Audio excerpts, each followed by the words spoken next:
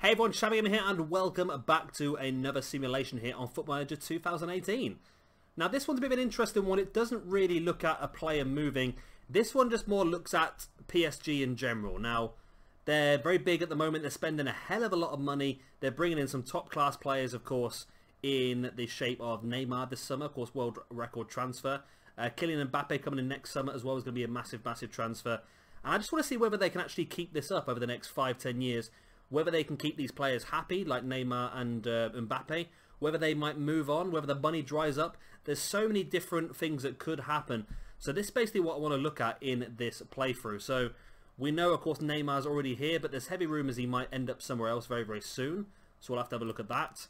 Mbappe, of course, is guaranteed to move to PSG in the summer after this game starts. And again, it'll be interesting to see just how long he stays, whether it'll be his entire career, whether he does end up getting his head turned by a bigger club such as your Real Madrid or Barcelona.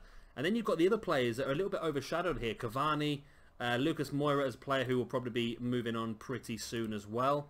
Draxler, Pastore, Di Maria has not been very happy for a long time as well. So yeah, it'd be interesting to pan forward 5 years and see exactly whereabouts PSG are. I should imagine they're still dominating the French league, but have they mastered their biggest challenge, which is going to be Europe? So without further ado, let's whiz forward 5 years and see just what PSG has for us. And here we are then 10 years into the future to see just what PSG have done. As you can see, it's been pretty easy for them, hasn't it? They've won the league every single season up until last year, which was interesting. I wonder who it was that took that position off of them. But if we look at the league this year, they have won it, as you can see. Boom. By 6 clear points on Monaco. You would expect it would be Monaco that had won the league last year then, wouldn't you? Can I look at the... How did I do this last time? Oh yeah, it was Monaco, as you can see. So they've done pretty well so far, but have they been able to really do what they need to do, which was break Europe? So if we look at competitions... Right, so they won the Champions League in 2020 and were the runners-up in 2023 and won the club championships in 2020 as well. So they have done exactly what they set out to do, which was to win the European competition. They've won the French league numerous times, as you can see, from 2018 all the way through to 2025 and again here in 2026. And the only time they haven't won it in the last 10 years was when they were obviously second place to Monaco. They've won the Cup as well, only once since we started the simulation, or twice maybe, which is pretty interesting. They seem to get knocked out there quite a lot. The League Cup they've won a couple of times as well. So it's been interesting for them. I'm assuming this is like the Charity Shield. They've won that a few times. So they've done the main thing, which is win the Champions League, which did in 2020. They've not done since. They come runners up in 2023 though. So they're doing okay. They've done what they planned to do, and they nearly did it again in 2023. You can't win the Champions League every year because there's a lot of very, very good teams out there that are fighting out for that position. But for a French side to break that monotony of the Spanish, English and Italian sides, I think PSG have done very, very well. But have they kept the players intact is the next question. Well, what do we have here? Neymar still there. Okay, Neymar still knocking around. 343 games now for PSG, 140 goals, 35 years old. Still got pretty good stats actually. His physical's dropped quite a bit. He's got no pace really anymore, has he? He's had a pretty good time. His first season, 17 goals. Second season, 20. 17, 16. He's done pretty well, hasn't he? A lot of assists. Look at that season. 20 assists in that season. Then again, there's not a lot of competition in the French league, and it probably is quite easy just to dominate over and over again. Average ratings have been fantastic every single season as well. So Neymar really has dominated things. Miles Villar in goal. It's pretty cool. It's pretty cool. He looks like a pretty good goalkeeper actually at his prime, 27 years old. As you can see, they actually have Marco Asensio now as well from Real Madrid. How much did they pay for him? Well, they only paid 28 million for him actually. He did go to Manchester United for 85 million, played there for 3 seasons before being sold on for 28.5. That's a pretty good deal for them. Andre Silva, of course, the Portuguese striker as well. They paid £87 million for him, and he's scored quite a lot of goals in his first 2 seasons. His third season he struggled a bit more. I don't know, it might be injuries maybe that held him up there, but he had a good time at Real Madrid as well, scoring quite a few goals. His last 2 seasons at Real Madrid, wow, 50 goals in 67 appearances was pretty impressive as well. Andre Silva just looks like he's a very good player in general, actually. I might try and have to get hold of him on one of my other career modes, maybe. Because he did really well at Dortmund as well. He's done well everywhere. He did really well in AC Milan. So he did well in Italy, then moved to Germany, did really well. Then he moved to Spain, did really well. Then he moved to France, did really well. He's literally been everywhere apart from the Premiership. So he's been a very good player for them as well. Marquinhos is still there, of course, the defender. He's the club captain, still pretty solid for a 33-year-old as well. Really good stats he's got. Timo Horn, goalkeeper. Backup, not bad at all. Zivkovic, he's real, isn't he? He is. He come from Benfica. Yeah, Benfica. He's only cost them 39 million. As a winger, he's actually done not too bad again. Like I said, it's very easy in the French league to really pick up the goals and the assists, isn't it, really? But this is the one that I remember a lot about because... oh, Thiago Maia as well. He's real, yeah. He played quite a long time in RB Leipzig. 67 million they paid for him, wow. Yeah, Kai Havertz, he's actually... Oh, wow, 76 million pound. Wow, he's really expensive. He is a player that you can buy on FIFA quite a lot, and he is a very, very good player. He's 27 years old now, and he's very expensive. I'm interested to see who's actually interested in him. I'll look at that in a second. They paid 75 million for him, and he's had a pretty good time since he moved. Lots of goals, lots of assists, and a pretty high average rating. So who wants him then? He's wanted by Chelsea and Real Madrid. Wow, that could be a massive, massive deal. He's on £375,000 a week here at PSG.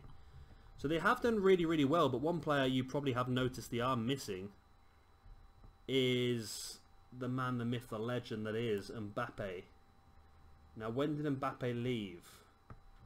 They sold a player there for £65 million. João Felix.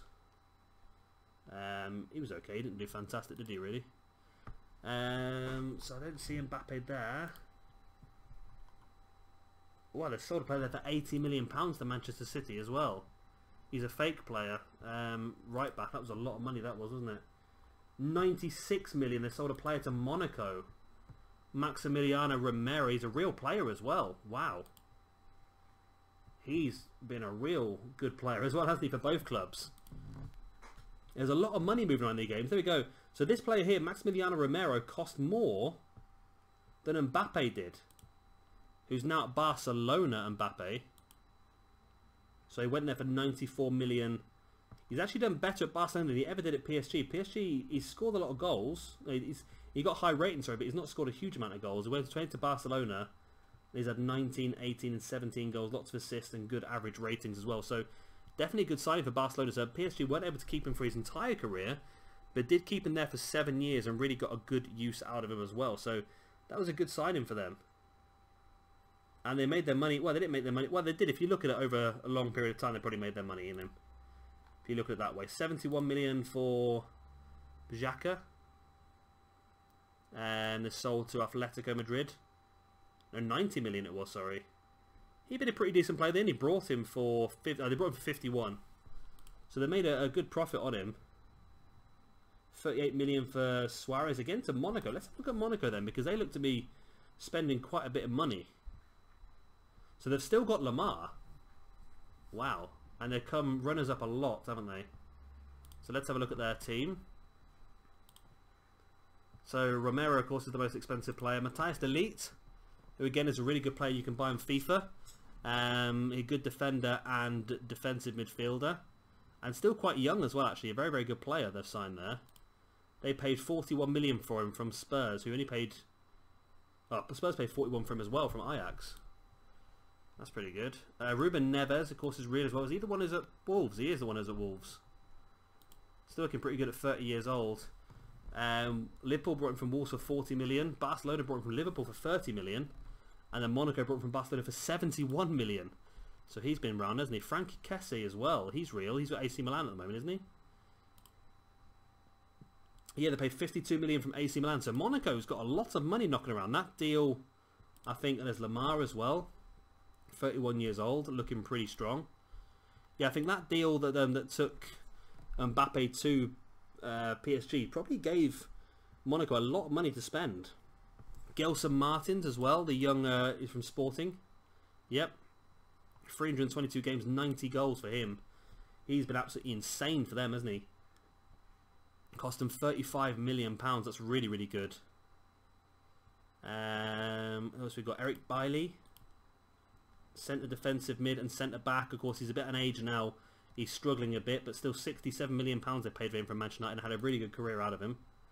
Fabinho's still there as well. He looks pretty good actually still for a 33-year-old, doesn't he, Fabinho? Looks pretty solid. Icardi as well. They've got a pretty good team, Monaco, and you know what? I'm surprised they're not pushing PSG a little bit closer. But then again, it's only 6 points this season, so it wasn't too bad. Just those 2 wins over losses, that maybe the matches between the 2 teams that really fed the difference. But there we go. PSG, obviously, over the next 10 years, can keep it up. They also kept Neymar, which is a surprise to me. But of course, Mbappe left, and quite a few big players came in and out. A lot of money changed hands, and I feel like PSG have actually achieved their main target, which is to win in Europe. Of course, they won the Champions League once and come second place again as well. And I dare say if we played the game on further, they would win that again over time. So of course, if you've enjoyed this simulation here on Foot Manager 18, then please do hit a like. And of course, if you want to see some more, then hit that subscribe as well. I've been Shabby Gamer. Thank you very much for watching, and I'll see you very, very soon for more of a Football Manager 2018 simulation. Bye.